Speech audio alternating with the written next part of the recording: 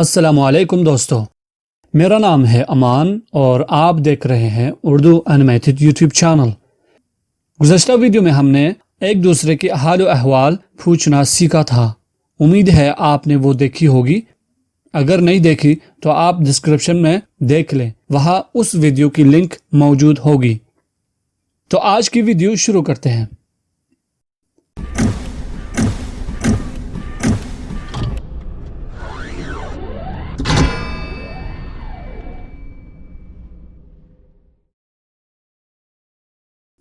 ترکی زبان میں ویسے تو نام پوچھنے کی کئی طریقے ہیں۔ مثال کے طور پر اسمنز ندر، اسمنز ندر، اسمنز ندر، جس کا مطلب آپ کا نام کیا ہے، اور انگلش میں what is your name۔ اور دوسرا طریقہ ہے adınız nedir، adınız nedir، adınız nedir، یعنی آپ کا نام کیا ہے، انگلش میں what is your name۔ یہ تو ہو گیا دو طریقہ۔ آگے بڑھتے ہیں۔ اسمن نے، اسمن نے، اسمن نے، یا پھر ادن نے، ادن نے، ان دونوں کا مطلب ہے تمہارا نام کیا ہے، اور انگلش میں what is your name۔ ویسے فرق تو نظر آ گیا ہوگا آپ کو۔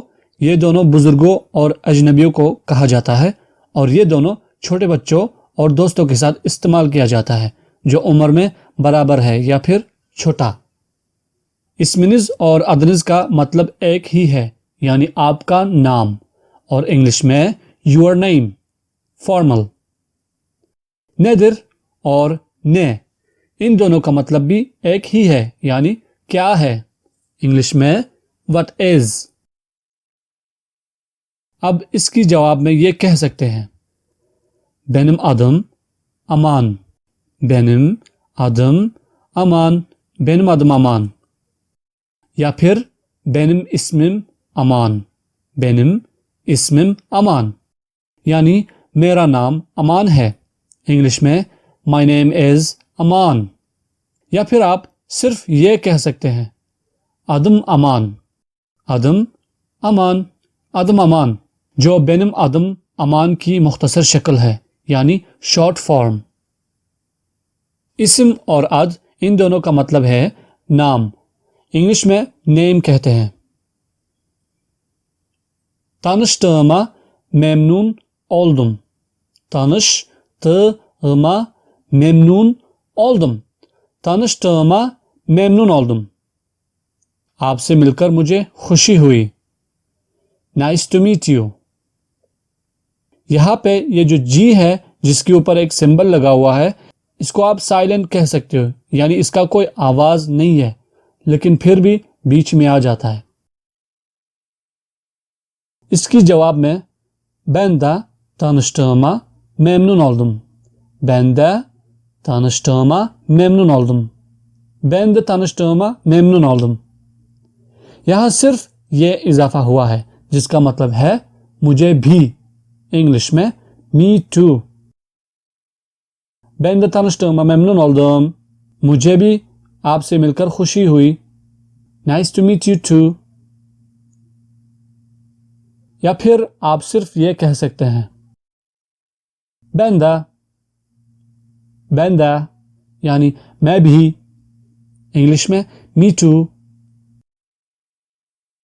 یہ اچھا، good، nice۔ Tamam görüşürüz، tamam görüşürüz، tamam görüşürüz، görüşürüz، اچھا پھر ملیں گے، اچھا ملیں گے۔